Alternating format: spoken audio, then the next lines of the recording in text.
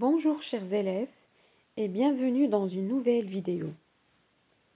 Vous avez déjà étudié une leçon de communication. Son titre est « Faire une concession suivie d'une réfutation ». L'objectif de cette leçon était identifier les différentes expressions pour faire une concession suivie d'une réfutation. Tout d'abord, nous allons commencer à faire un petit rappel en vous posant les questions suivantes. Qu'est-ce qu'on veut dire par faire une concession?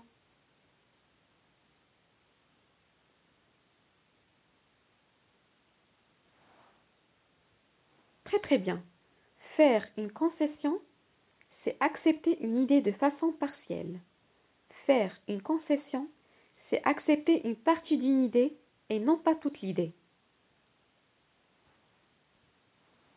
Quelles sont les expressions que vous pouvez employer pour concéder une idée?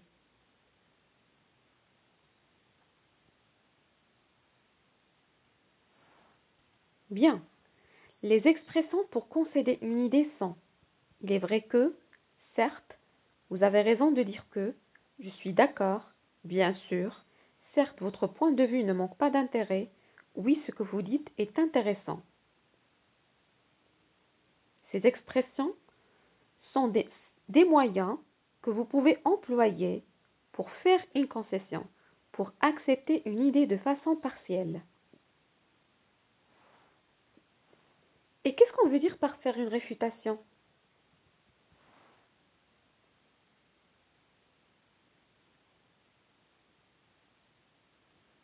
Très bien. Faire une réfutation, c'est s'opposer à une idée.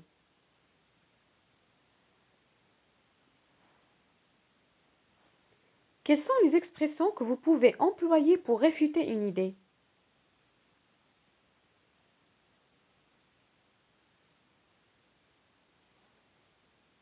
Bien.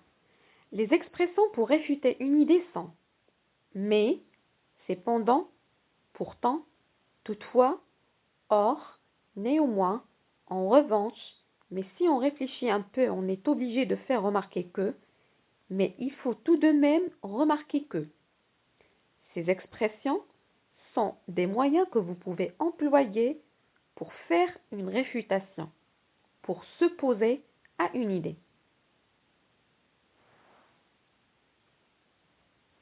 Passons maintenant aux exercices pour évaluer le degré de votre compréhension de cette leçon. Exercice 1. L'objectif de cet exercice est identifier les moyens servant à faire une concession suivie d'une réfutation. Souligne dans les phrases suivantes les moyens employés pour concéder et encadre ceux qui servent à réfuter. Phrase 1. Certes, cet homme a volé un morceau de pain. Or, le châtiment qu'on lui a infligé est trop sévère. Phrase 2. C'est vrai que notre fils est mal conduit, mais il n'est pas méchant. Phrase 3. Je suis d'accord, tu te réveilles tôt. Pourtant, tu arrives toujours en retard au collège. Phrase 4. Tu as raison, le soleil peut avoir des effets nocifs sur la peau. Cependant, il est indispensable à la santé.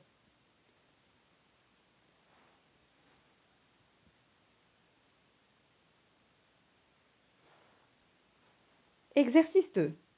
L'objectif de cet exercice est compléter des énoncés par des réfutations.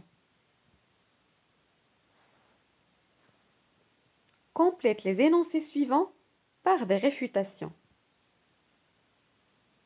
Énoncé 1. Tu as raison, les moyens de transport causent des accidents mortels. Énoncé 2. Certes, les voyages fatiguent beaucoup. Énoncé 3. Il est vrai qu'il avait un couteau à la main. Donc, dans cet exercice, on a déjà exprimé des concessions en utilisant des moyens pour faire une concession. Vous devez les compléter par des réfutations en employant des expressions pour réfuter.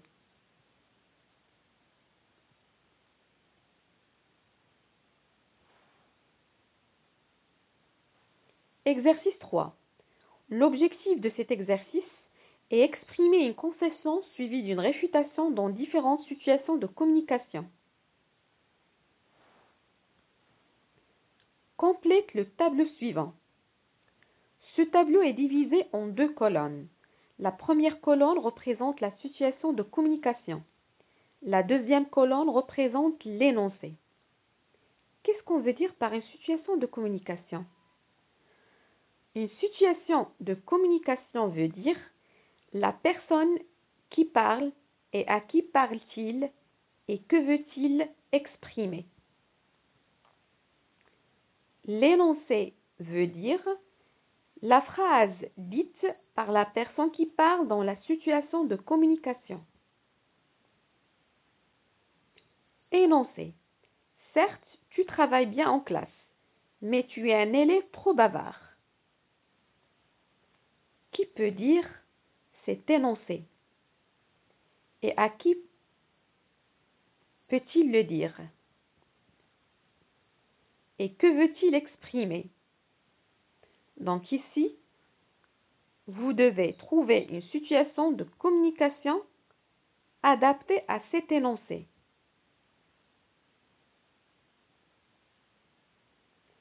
Situation de communication.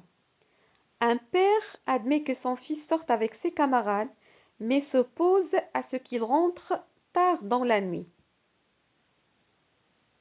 Que peut dire le père à son fils en faisant une concession suivie d'une réfutation? Donc ici, vous devez produire un énoncé adapté à cette situation de communication.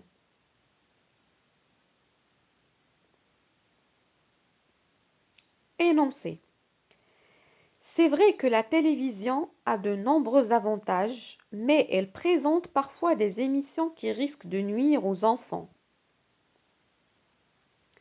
Qui peut dire cet énoncé? À qui peut-il le dire? Et que veut-il exprimer? Ici, vous devez trouver une situation de communication adaptée à cet énoncé.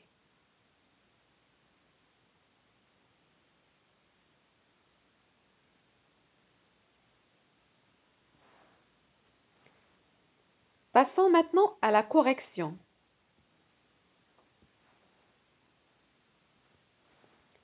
Correction de l'exercice 1. Je vous ai déjà demandé dans cet exercice de souligner les expressions qui expriment une concession et encadrer les expressions qui expriment une réfutation. Faites attention. Phrase 1. Certes, cet homme a volé un morceau de pain. Or, le châtiment qu'on lui a infligé est trop sévère. Ici, on a 2 raisonnements contraires. Le premier raisonnement est certes, cet homme a volé un morceau de pain. Ici, on a un homme qui a fait un mauvais comportement. C'est le fait de voler un morceau de pain. Deuxième raisonnement qui se contredit avec le premier est or, le châtiment qu'on lui a infligé est trop sévère. Cela veut dire que la punition qu'on lui a fait subir dépasse largement sa faute. Donc, qu'est-ce qu'on remarque? On remarque qu'on a 2 idées qui se contredisent.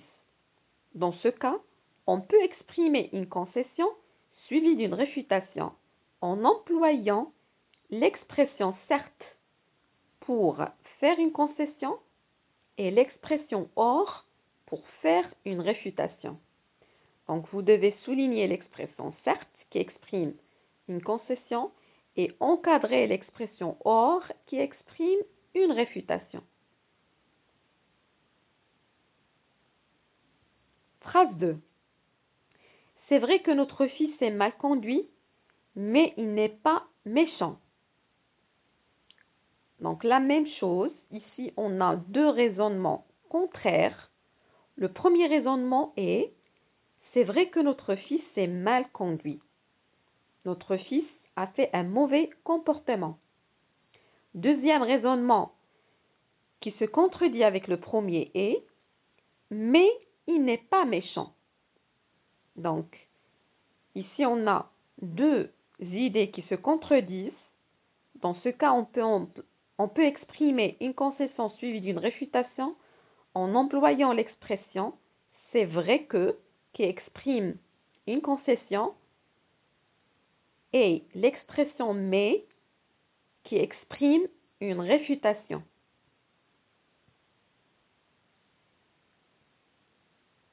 Phrase 3.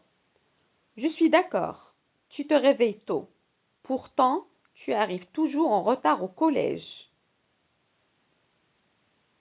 Ici, on a deux raisonnements contraires.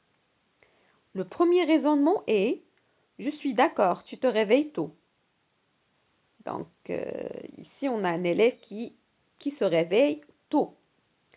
Deuxième raisonnement qui se contredit avec le premier est « pourtant, tu arrives toujours en retard au collège ».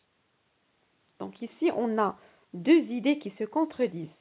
Normalement, un élève qui se réveille tôt doit arriver au collège tôt. Mais ici, on a le contraire.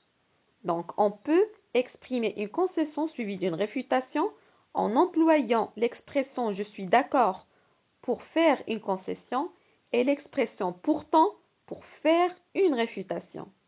Donc, vous devez souligner « je suis d'accord » et encadrer « pourtant ». Dernière phrase. Tu as raison de dire que le soleil peut avoir des effets nocifs sur la peau. Cependant, il est indispensable à la santé. Ici, la même chose. On a deux raisonnements contraires. Le premier raisonnement est « Tu as raison de dire que le soleil peut avoir des effets nocifs sur la peau. » Deuxième raisonnement qui se contredit avec le premier est « Cependant, il est indispensable à la santé. » Donc ici, on a deux idées qui se contredisent.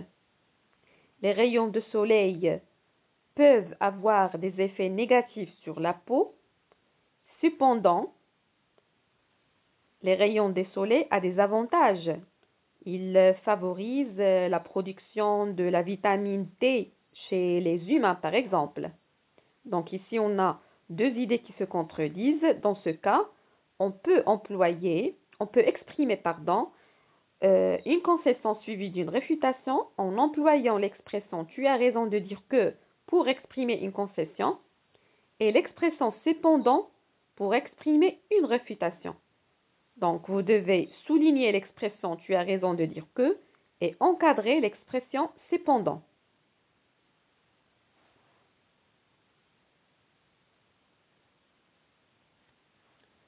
Exercice 2.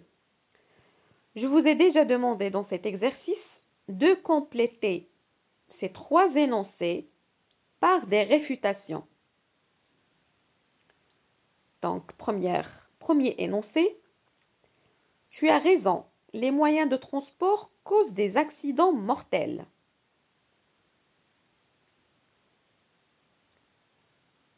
Toutefois, ils sont très importants et indispensables dans notre vie. Donc, la phrase qui est écrite en rouge exprime une réfutation.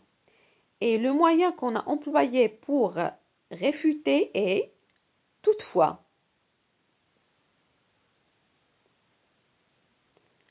Deuxième énoncé. Certes, les voyages fatiguent beaucoup, mais il faut tout de même remarquer qu'ils sont instructifs.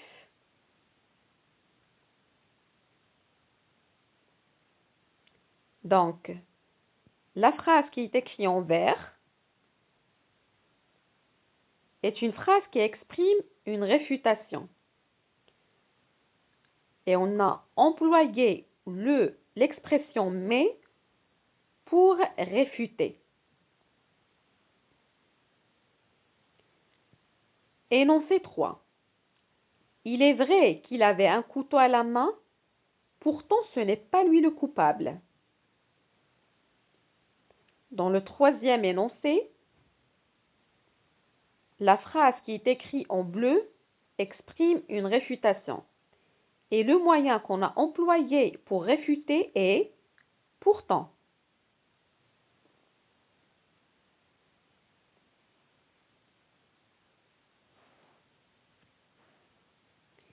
Exercice 3. Dans cet exercice, je vous ai demandé d'exprimer une concession suivie d'une réfutation dans différentes situations de communication. Donc, énoncé, certes tu travailles bien en classe, mais tu es un élève trop bavard. Qui peut dire cet énoncé? À qui peut-il le dire et que veut-il exprimer? Exemple d'une situation de communication. Un professeur admet que son élève travaille bien, mais s'oppose à son comportement en classe.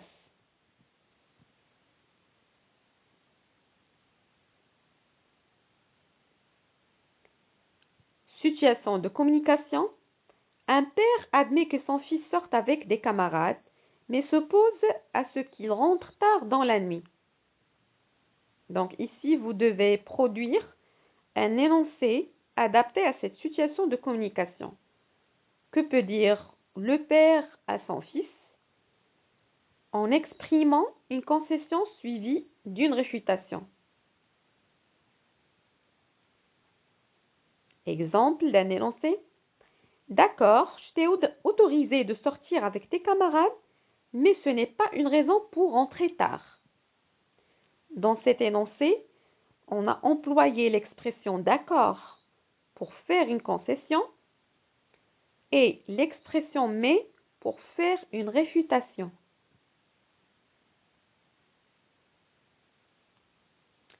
Énoncé. Il est vrai que la télévision a de nombreux avantages, mais elle présente parfois des émissions qui risquent de nuire aux enfants. Ici, vous devez trouver une situation de communication adaptée à cet énoncé. Qui peut dire cet énoncé? À qui peut-il le dire et que veut-il exprimer? Exemple d'une situation de communication. Un journaliste fait une concession suivie d'une réfutation à propos des avantages et des inconvénients de la télévision.